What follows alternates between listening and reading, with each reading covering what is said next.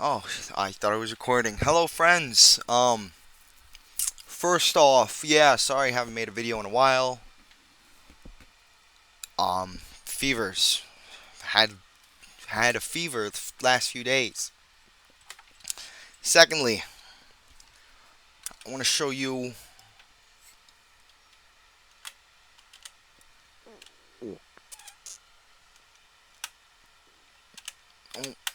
Yeah, what I'm going to be reading today is not going to be boostrophodonic.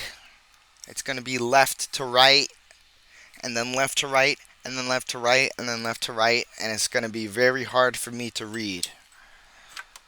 I'm just letting you guys know that. Just a little warning. Let me make sure I got that camera right. That is not right.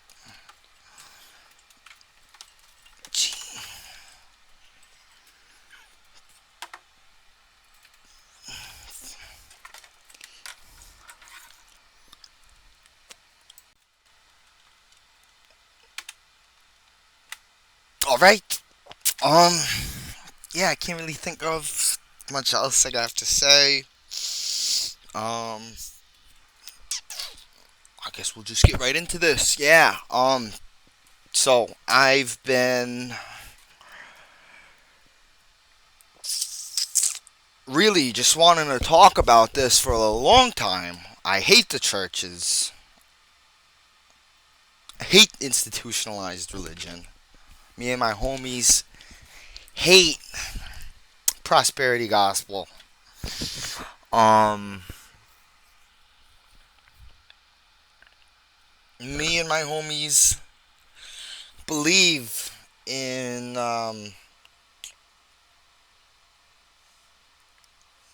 transubstantiation. Um, yeah. Oh, this is gonna be so hard to read. Criticism. No, I'm not gonna read that part. I'm just gonna list them off. Political polarization. Some criticize the modern American church for being too closely aligned with particular political ideologies or parties, often to the exclusion of other viewpoints. This can lead to division within the congregation and alienation of members who hold different political views.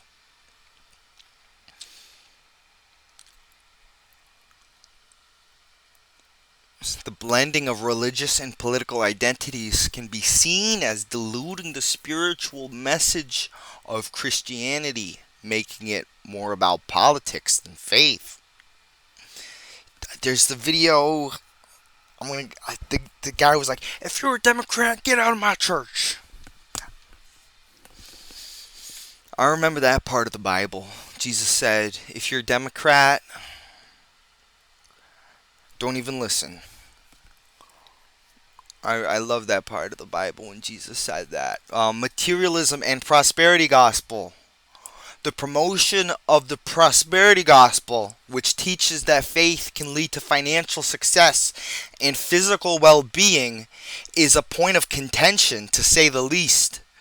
Critics argue that this focus on wealth and success distorts the core Christian message of humility, service, and caring for the poor. And with that, megachurches, the rise of these with lavish buildings and wealthy pastors, is often criticized as embodying materialism rather than the teachings of Jesus, who emphasized simplicity and helping the needy. Yeah, I love the part where Jesus was a millionaire and was very concerned with financial transactions, especially on the Sermon of the Mount where he told us, to worry about that kind of stuff. Being sarcastic, by the way. You know what? Let's actually read that.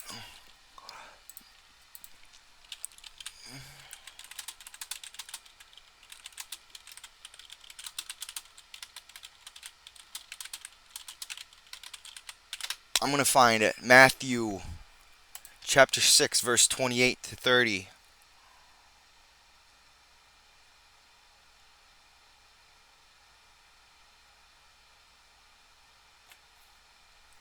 What is this? Some weird.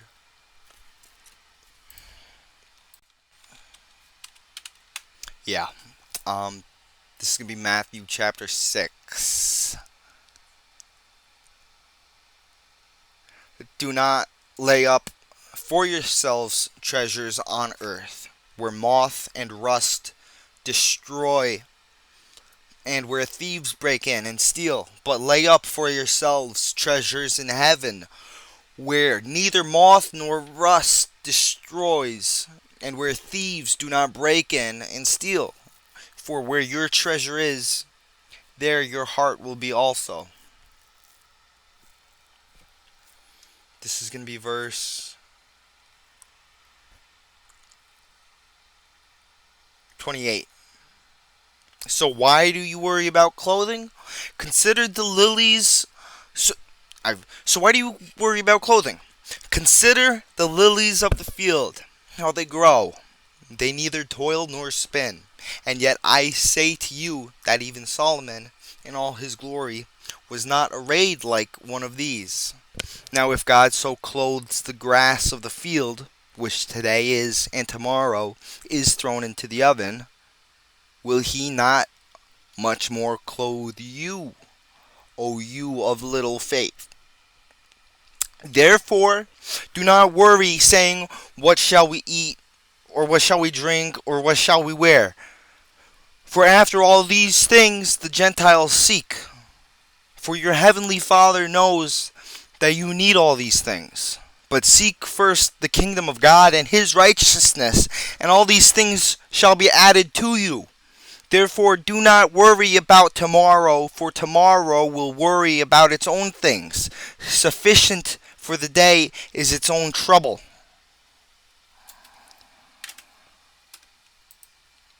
Now compare that with Creflo Dollar. Give me money and God shall bless you. No, that's and this is going to be James chapter 5. Just from the beginning, verse 1. Go to now, ye rich men, weep and howl for your miseries that shall come upon you. Your riches are corrupted, and your garments are moth-eaten. Your gold and silver is cankered. What? I'm reading the King James Version. I always read it as corroded. Your gold and silver is corroded. It's so weird trying to find. Let me make sure I'm recording, actually. Okay, yeah, good. This is so crazy. These are supposed to be the original translations, but they're not the translations. Your gold and silver is cankered. It's not cankered, it's corroded. Because gold and silver don't corrode. And the rust, but I'm going to just read it anyway. Your gold and silver. I can't read this. Okay, finally, after like 20 minutes, I found this meme. My VeggieTales meme. My first wife sent.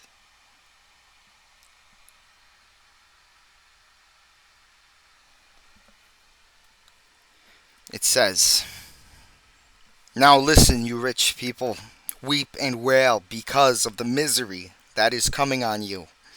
Your wealth has rotted, and moths have eaten your clothes.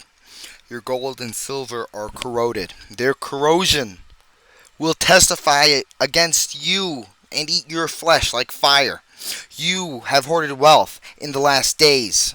Look, the wages you failed to pay the workers who mowed your fields are crying out against you. The cries of the harvesters have reached the ears of the Lord Almighty. You have lived on earth in luxury and self-indulgence. You have fattened yourselves in the day of slaughter.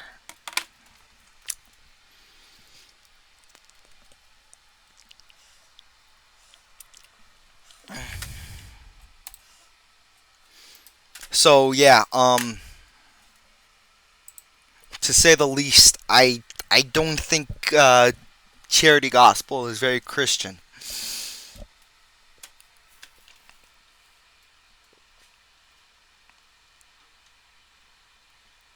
Lack of social justice engagement, neglect of social issues. Some argue that the church is not doing enough to address social justice issues such as racial inequality, poverty, and environmental stewardship. Yo,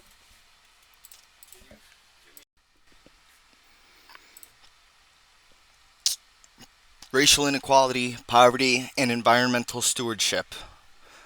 Yeah, did you guys know that churches are the most segregated things in all of the United States? Churches, not schools, not the libraries. If you go to one institution in this country, the most, as I was saying, okay, yeah, so churches are unbelievably segregated. When Jesus said, love thy neighbor, obviously he was only talking about people who look like you. Sarcasm again. Selective advocacy. Others feel that the church selectively engages with social issues, often focusing on topics like abortion or same-sex marriage, while neglecting broader issues of justice and human rights.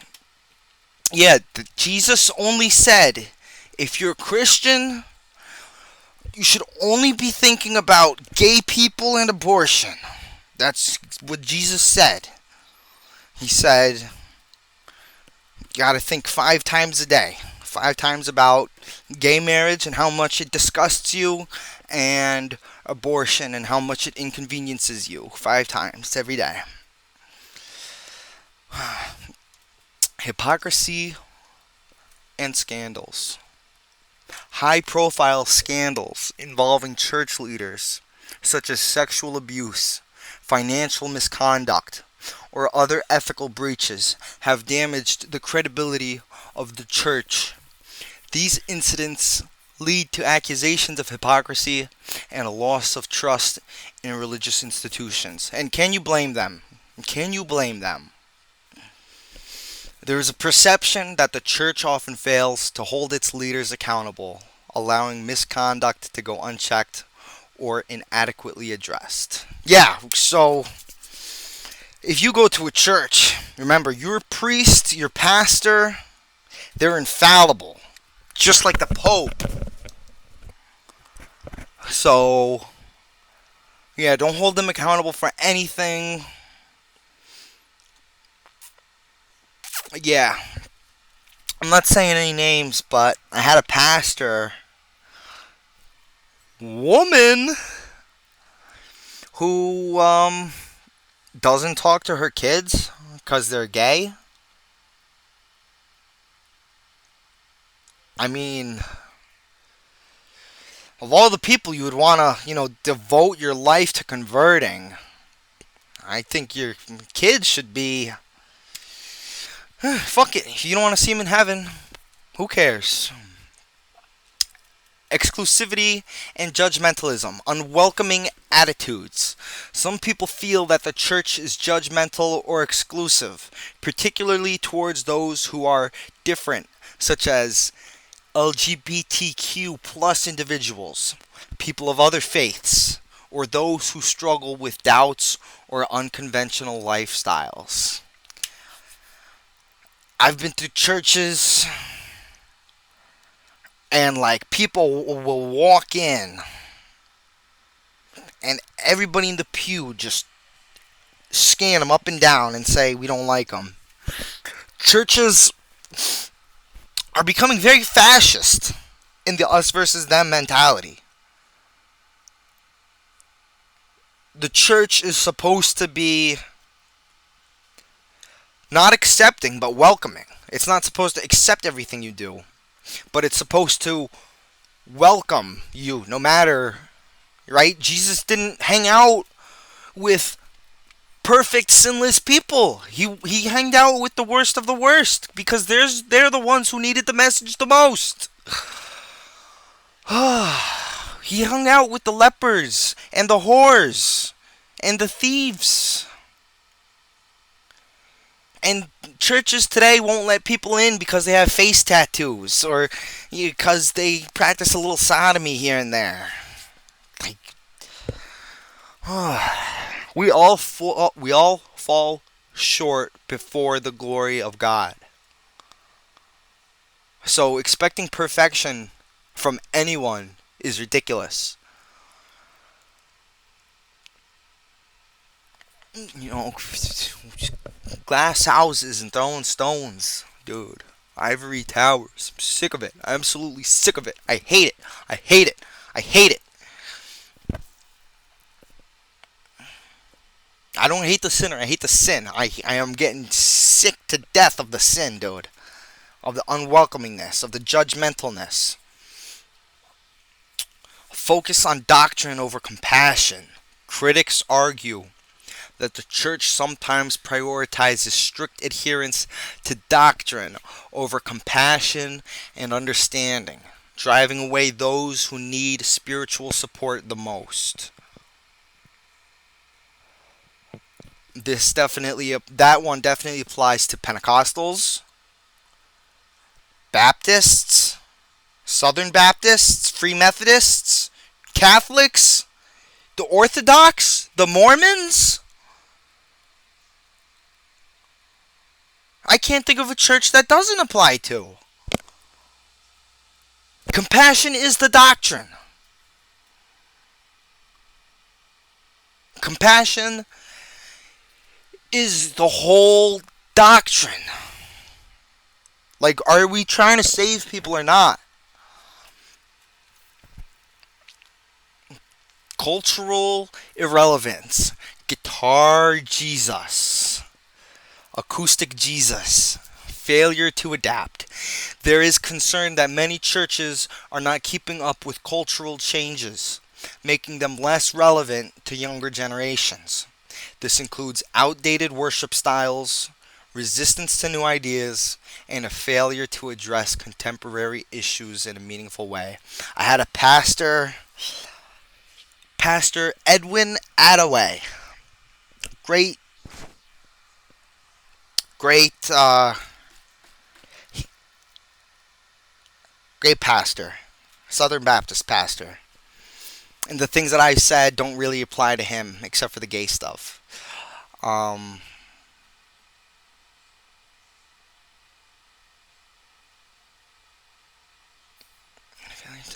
so yeah. Less younger generations. This includes outdated worship styles, resistance to new ideas, failure. Yeah. So Pastor Edwin Attaway, I believe, said, "Why did we?" I'm paraphrasing something I remember more than a decade ago, but he basically said, Jesus wants us to keep writing new songs. All right, the hymn books are hundreds of years old, and and and and of course, people feel that they're outdated because they are. And why not get with the times? Obviously, there is merit in tradition. Obviously, some hymns are going to be timeless, but I'm pretty sure Jesus and God want new stuff. Resistance to modern science and knowledge. The perceived conflict between religious teachings and modern science, such as evolution and climate change, can lead to a disconnect with those who value scientific inquiry and evidence-based thinking. I didn't really write that very. Basically, I'll get back to that. I could have put that a lot better. In fact, that needs to be rewritten completely.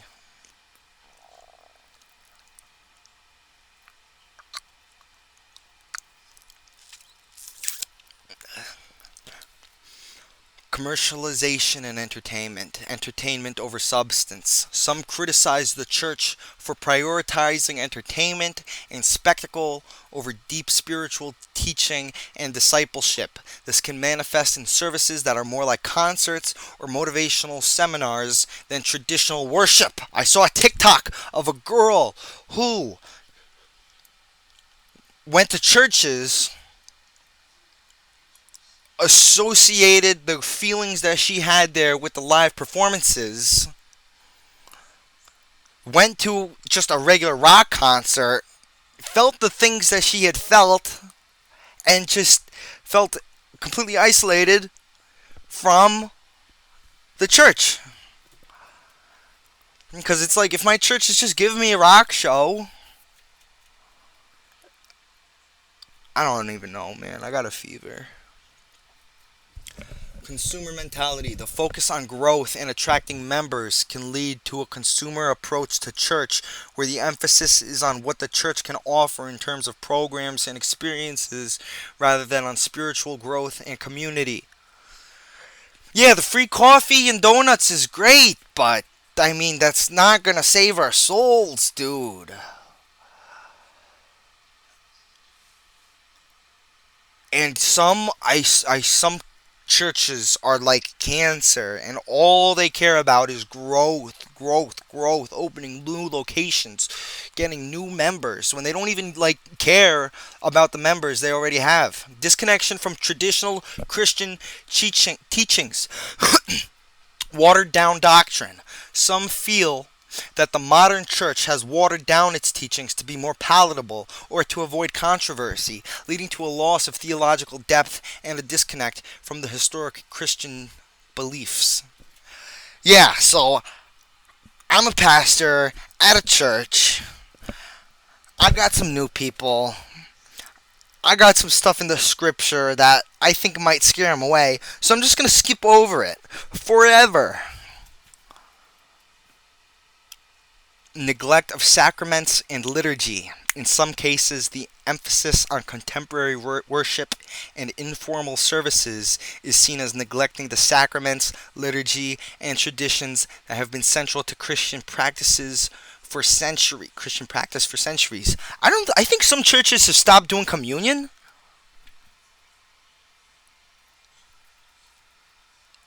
And have done weird things, are doing weird things with the baptism. They're doing weird things with marriage.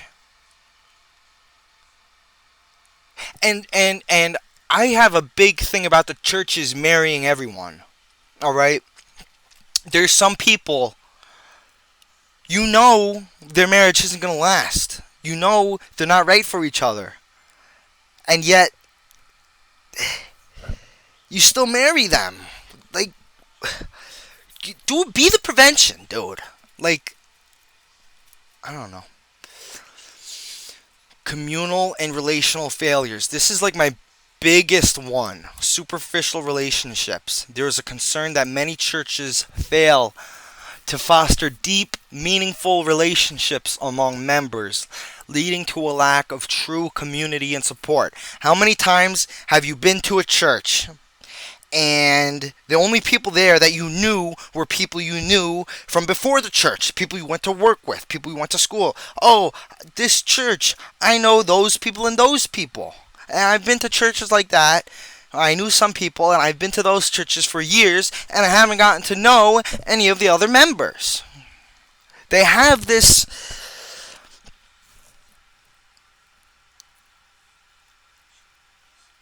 Martin Luther, they told him, you're more concerned about acting out these rituals than achieving what the rituals are supposed to accomplish.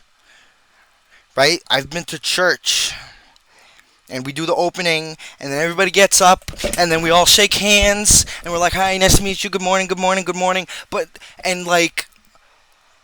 You're supposed to be meeting people, but instead, we normally just catch up with our friends. The thing's 5 minutes, and then all like look around when everybody like does their last handshakes. They're catching up. They're shooting the breeze. And the pastor looks around and he sees everybody's finishing, and then that's it. It's like, okay, everybody, let's get back to when it's at that moment where the pastor should be saying, "Oh, hey guys, meet these new people. I hear that you guys might know each other through such and such, so maybe this and that and the other thing." Instead of just being weird helicopter parents with their kids at a play date, just watching them, instead of like fostering like communalism, neglect of pastoral care. Some churches are criticized for not providing adequate pastoral care, particularly for those going through difficult times, leading to feelings of isolation and abandonment. Let me just look up. Yeah.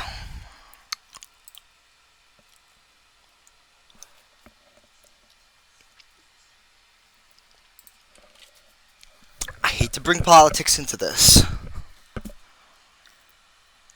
but a lot of libertarians and ANCAPs say that the solution to government entitlement programs, which we see as wasteful and mismanaged, is a responsibility that should be relegated to the church. So, taking care of your people, taking care of your flock, everybody taking care of each other. However, I can't even stand by that anymore because no church even does that. They'll pray for you. They'll be like, "Oh, Miss Johnson over here has cancer. Everybody pray the cancer away." But, she doesn't need any financial support or anything. I'm sure the prayer is good enough. I'm sure it's not our deeds. I'm sure Jesus doesn't want us taking initiative in actually helping people out financially.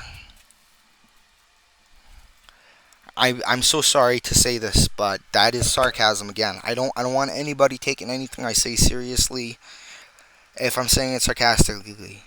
And Jesus, if you're in a rowboat and it's going towards the waterfall, pray. But keep rowing. It's like, don't lose the faith, but don't have the faith be everything. Don't just say, God will take care of it. Because that's not the right attitude.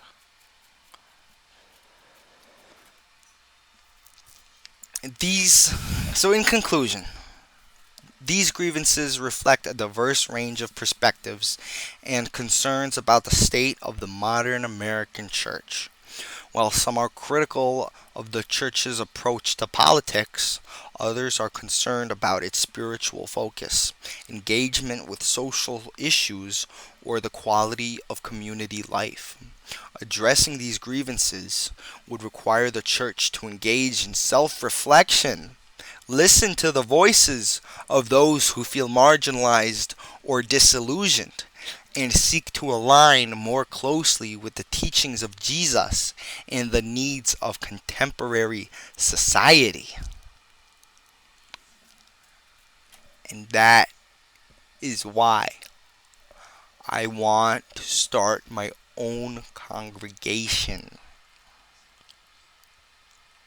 so that we can live more like the communal churches, like the early church, like the first church. The first church, is so far removed, or should I say, modern churches are so far removed from the original church. The original church didn't have, it wasn't a stage, it wasn't a stadium, it wasn't rows and rows and rows looking onto the concert stage, because it wasn't a concert, it wasn't a performance.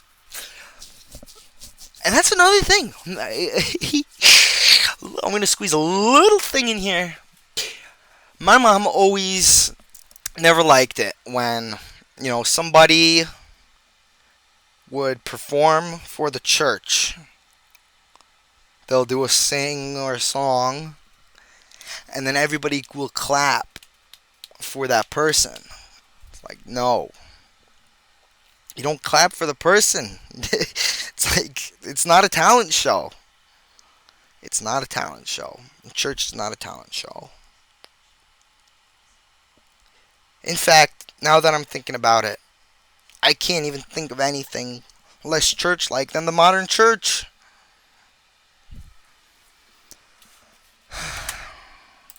That's why I want to start my own congregation. And that's why, if you are interested, hit me up. We'll talk about it. We'll discuss this. It's gonna need some financial initiatives, for sure. But we can only do it together in the first place to begin with. I don't think it would be very Christ-like or Christian-like if I grinded, invested in the market, saved up, bought real estate for a church. Just to, like, does that make sense? Like if I'm not the only crazy person here who thinks that there needs to be reforms, right? Let's do this together, right? I'm not gonna buy my own building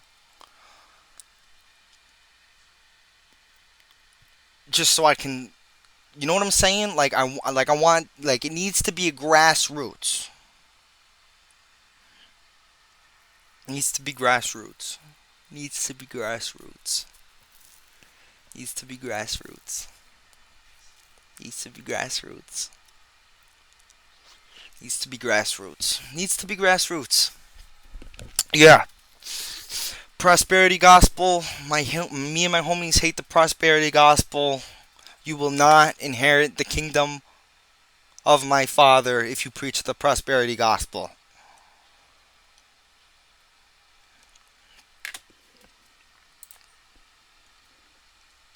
I always feel like I'm forgetting something, but I think I covered everything.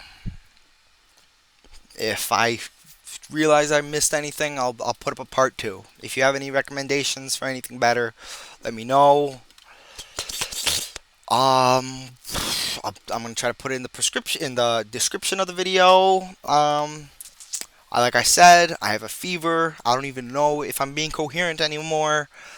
I'll let you guys go. Bye bye. Bye bye, friends. Bye bye. And great seeing you. Hope to see you again. Love you. Go with God. Godspeed. God be with you. There is light at the end of the darkness.